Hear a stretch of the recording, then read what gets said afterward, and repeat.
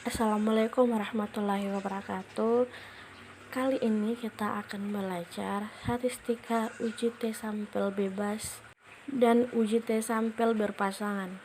Yang pertama, uji T sampel bebas atau independent sample t-test. Uji T sampel bebas merupakan uji perbedaan dua parameter rata-rata dengan satu variabel terikat. Jadi variabel terikat, variabel yang diukur dengan satu. Sampel bebas, sampel yang keberadaannya tidak saling mempengaruhi. Contoh, prestasi belajar siswa kelas 10.1 dan 10.2. Jadi 10.1 dan 10.2 di sini adalah sampel bebas yang tidak saling mempengaruhi. Nilai ujian statistik PGMI kelas 4E dan 4B. Kelas 4E dan 4B di sini adalah sampel bebas yang tidak saling mempengaruhi. Contoh perhitungan manual. Jadi di sini kita akan belajar berhitung manual. Misal, contohnya dosen statistik ingin mengetahui apakah ada perbedaan nilai ujian mata kuliah statistik antara PGMI kelas E dan 4B. Penelitian ini menggunakan sampel sebanyak 15 mahasiswa pada masing-masing kelas. Jadi akan dilihat nilai ujiannya antara kelas E dan kelas B. Kita menggunakan uji T sampel bebas atau independent sample t-test. Jadi ada nilai statistik dari kelas 4E dan kelas 4B pada 15 masing-masing. Ujilah apakah ada perbedaan nilai ujian mata kuliah statistik PGMI kelas E dan 4B dengan taraf signifikasi 5%. Jadi kemungkinan kesalahan dalam perhitungan ini adalah 5% dan tingkat kepercayaan adalah 95%. Yang pertama, kita membuat hipotesis penelitian H0 dan H1. H0 itu adalah yang diuji dengan statistik. H0 tidak ada perbedaan antara nilai ujian PGMI kelas E dan 4B. Dan H1 ada perbedaan nilai ujian statistik antara PGMI kelas E dan 4B. Di sini uji rata H0 tidak ada, H1 ada. Membuat hipotesis statistik, H0 mu E sama dengan mu B. Karena tidak ada perbedaan, berarti di sini sama. H1 mu E tidak sama dengan mu B. Berarti tidak sama dengan uji dua pihak T. Kenapa uji dua pihak? Karena di sini tidak sama dengan, bisa lebih besar, bisa lebih kecil. Uji dua pihak T. Ketiga, di sini kita menentukan taraf signifikasi. Taraf signifikasi sini adalah 5%. Menentukan uji yang digunakan. Di sini uji yang digunakan adalah uji sampel bebas. Yang kelima adalah kaidah pengujian. Jika T hitung lebih dari T tabel, maka H0-nya ditolak. Kalau H0 ditolak, berarti H1 diterima. H0 tadi ditolakkan, tidak ada pernyataan perbedaan. Berarti kalau H0 ditolak, maka artinya ada perbedaan nilai statistik antara PGMI 4B dan 4E. Dan yang kedua, jika min T tabel kurang dari sama dengan T hitung, kurang dari sama dengan T tabel, maka H0 diterima. Jadi yang diuji itu dalam statistika adalah H0. Itu kan T hitung dan T tabel. Nanti ada T tabelnya, maka sekarang kita menghitung T hitung terlebih dahulu. Membuat tabel penolong. Jadi ada mahasiswa, nilai kelas E sebagai X1, nilai kelas 4B sama dengan X2, X1 per X1 kuadrat. X1 per itu berarti rata-rata dari X1. Kalau kita lihat di sini, kita total terlebih dahulu. Semuanya ini kita total. Nilainya adalah dari mahasiswa yang pertama sampai dengan ke-15. Kita jumlah semuanya. Untuk X1 adalah 10, 91. Untuk X2 970. Kita mencari nilai rata-rata dari X1 terlebih dahulu. Untuk mencari rata-rata, sigma X1 dibagi N adalah jumlah mahasiswa. X1 adalah 15. Jadi 10/90 bahagi 5 sama dengan 72,7. Untuk X2 juga seperti itu, jumlahnya 970 bahagi 15 sama dengan 64,7. Kemudian kita balik ke sini lagi. Di sini adalah XI min XI per-nya adalah 72,7. Jadi X1-nya adalah 75. Jadi ini dari 75 kurangi 72,7. Kita kuadratkan. Kita kurangi dulu. Hasilnya adalah 2,3. Kita kuadratkan. Di sini ada 5,4. Begitu juga seterusnya sampai ke 15. Sini berarti kalau yang data ini jadi 55, dari sini kurang 72,7. Kita kuadratkan. Kita kurangi dulu. Hasilnya adalah min. Kemudian kita kuadratkan. Jadi ini kita kurangi dulu, 55 kurang 72,7 sama dengan min 17,7. Kita kuadratkan, hasilnya adalah 312,1. Kemudian semua ini kita jumlahkan, hasilnya adalah 1771,3. X2 dikurangi X2 per kuadrat. Jadi kalau kita hitung tadi di sini, X2 per-nya adalah 64,7.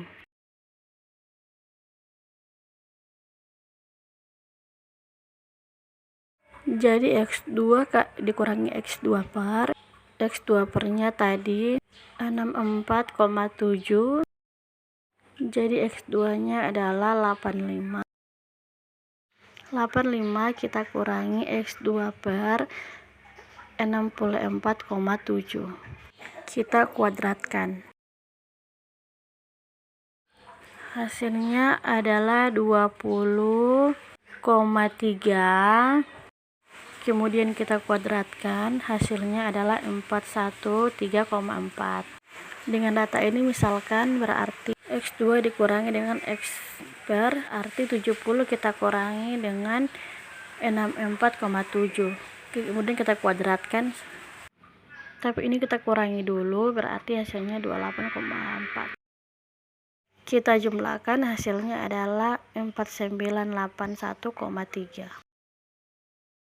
Kalau sudah, kita akan mencari nilai varian S kuadrat, di mana S1 kuadrat adalah sigma X1 per kuadrat dibagi dengan X1 min 1. Ini kita dapatkan dari tabel tadi 1771,3. Sedangkan N1 adalah 15 kita kurangi 1 adalah 14, maka hasilnya adalah 216,5. Kalau X2 kuadrat adalah sigma X2 dikurangi sigma X2 per kuadrat adalah tabel tadi 4981,3 dikurangi dengan 14. 14 itu berasal dari mana? N-nya adalah jumlah sampelnya adalah 15 kurang 1, maka hasilnya adalah 355,8. Selanjutnya kita mencari nilai T hitung. Kita mencari nilai rata-rata dulu, kemudian kita mencari varian, kemudian kita mencari T hitungnya.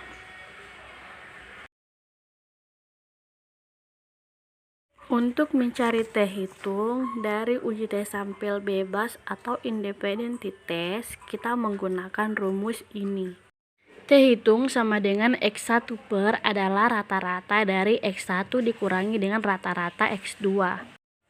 Akar N1 adalah jumlah sampel, 1 dikurangi 1. S1 kuadrat adalah varian. Ditambah N2 min 1 kuadrat adalah varian. Varian yang kedua N1 dikurangi N2. Kemudian dalam kurung 1 per N1 tambah 1 per N2. Kalau dari sini tadi kita mendapatkan bahwa varian S1 kuadrat adalah 126,5 dan S2 kuadrat adalah 355,8. Kalau untuk rata-ratanya tadi 72,7 untuk rata-rata X1 dan rata-rata X2 adalah 64,7. N-nya adalah jumlah sampel N1 adalah 15 dikurangi 1 S1 kuadrat kita masukkan, kemudian nilai N-nya adalah sama. Bagaimana jika jumlahnya tidak sama? Maka boleh. Misalkan N1-nya 15 terus N2-nya adalah 20, maka boleh. Dikurangi 1 S2 kuadrat adalah 355,8. Kemudian N1-nya adalah 15 ditambah dengan 15 dikurangi 2. Seper N1 adalah 1/15 tambah 1/15. Oke, kita kurangi dulu. 72,7 kurangi 64,7, maka hasilnya adalah 5,7. Kemudian dari mana kita mendapatkan nilai 5,7? Jadi saya tuliskan di sini 15 dikurangi 1 adalah 14. Kalikan dengan 126,5. Kemudian 15 kurang 1 sama dengan 14. Kita kalikan dengan 355,8. 15 tambah 15 adalah 30. Ini dikurangi 2. 15 tambah 15 adalah 30. Dikurangi 2 adalah 28. Kemudian 1/15 ditambah 1/15 adalah 2/15. 14 kita kalikan 126,5, hasilnya adalah 1771. 14 kita kalikan dengan 355,8, maka hasilnya adalah 4981,2. Bagi 28 dikali 2/15. Ini kita jumlahkan 1771 tambah 4981,2, 6752,2 per 28. Dikalikan dengan 2/15. Kemudian kita bagi 6752,2 per 8 adalah 241,1,5. 2 bagi 15 sama dengan 0,13. Kita kalikan 241,15 kali 0,13, maka hasilnya adalah 31,349. Maka hasilnya adalah 5,7. Kemudian 8 bahagi 5,7 sama dengan 1,411. Ini adalah nilai dari T hitung. Setelah mencari nilai T hitung, sekarang kita mencari nilai T tabel. T tabel sama dengan taraf signifikasi alfa 5% 0,5 karena uji dua pihak atau two tails. Maka alfanya kita bagi 2, 0,05 kita bagi 2, hasilnya adalah 0,025. DB atau derajat kebebasan, ada DB, ada DF. N-nya adalah totalnya, jadi tadi PGMI 4E ada 15, PGMI 4B ada 15, jadi N-nya adalah 30. Dikurangi 2 adalah 28, maka mencari nilai T tabel alfa, DB adalah 0,25,28. Kita lihat di T tabelnya. Ini adalah T tabelnya. Jadi kita cari tadi kan two tails adalah 0,05, berarti di sini kita lihat yang di sini. Kita turunkan di sini angkanya yang two tails 0,05 atau one tailnya, berarti dibagi 2 jadi 0,25. Ini adalah DF atau degree of freedom. Kalau DB adalah derajat kebebasan. Nah, ini adalah signifikasinya adalah 0,05. Dengan DF-nya ada tadi 28 dari N-nya 30 dikurangi 2 adalah 28. Kita luruskan yang ini ya. Ini sampai ke 28.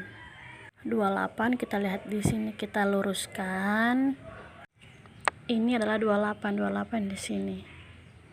Kita luruskan, maka angkanya adalah 2,048.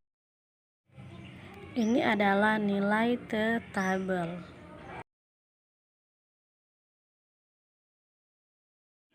(2,048), maka T hitungnya adalah 1,411. T tabel adalah 2,048. Karena T hitung kurang dari T tabel, maka H0 diterima. Artinya tidak ada perbedaan nilai ujian statistik antara PGMI kelas 4E dan 4B. Bagaimana kita melihat diterima atau ditolak? Kita lihat di sini. Kalau T hitungnya lebih dari T tabel, maka H0-nya ditolak. Kalau T hitungnya kurang dari T tabel, maka H0-nya diterima. Karena T hitungnya kurang di sini tadi kurang, maka H0 diterima. Artinya tidak ada perbedaan nilai ujian statistik antara PGMI kelas 4E dan 4B. Tadi di sini di hipotetis H0 adalah tidak ada perbedaan. Kalau H0 diterima berarti tidak ada perbedaan antara nilai ujian statistik PGMI kelas E, 4E, dan 4B. Demikian contoh dari perhitungan manual dari uji tes sampel bebas atau independent sample t-test. Terima kasih. Wassalamualaikum warahmatullahi wabarakatuh.